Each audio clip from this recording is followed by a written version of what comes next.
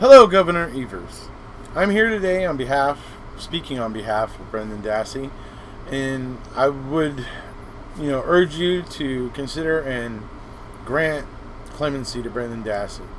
Some of the reasons why I do hope this is because, number one, Brendan, I don't understand how these investigators took a 16-year-old kid with a diagnosed SLP, and this was all on his school records, and they took this kid and went and fed him every crucial fact, almost and virtually every fact.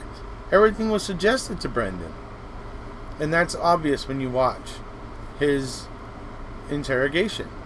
That's what Judge Duffin saw when he granted Brendan, when he ordered Brendan released. That's what he saw in the confession. A confession being fed to a kid who was not equipped to deal with it. Okay? Then it gets appealed and goes to a 3-judge panel at the 7th Circuit Court where Brendan prevails 2-1 on a 3-judge panel. And it looks like an injustice is being set right. And finally we get to an en banc review, which the state appealed for, and it was granted at the 7th Circuit Court. And Brendan ended up losing 4-3.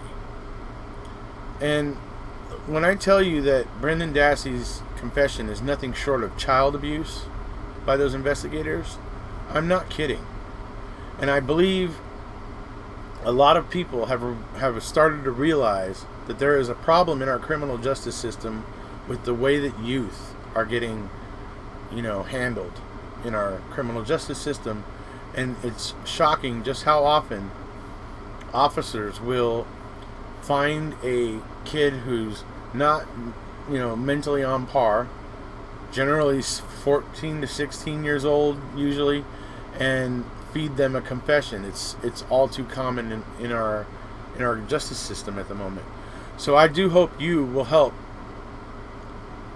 to correct an injustice when the 4 members of the en banc who voted against Brendan Dassey felt more of a loyalty to AEDPA than they did to children in our criminal justice system. I would like for you to send a message to those judges, because what has happened to Brendan is clearly unjust. There has been a very brilliant paper written by a professor at the Wisconsin School of Law, along with a speech-language pathologist, who got together and did an under-the-hood look at Brendan Dassey's confession. And what they find and point out and make clear is that this interrogation was not done in the way that interrogations are taught. You're not supposed to use a lot of yes or no questions. They did.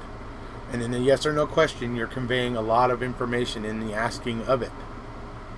And that was how they were able to essentially feed Brendan all the things that they wanted him to say under the guise of a question.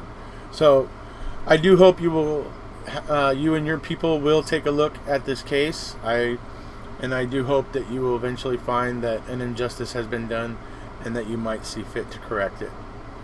Thank you for your time, Governor Evers, and happy birthday, Brendan Dassey.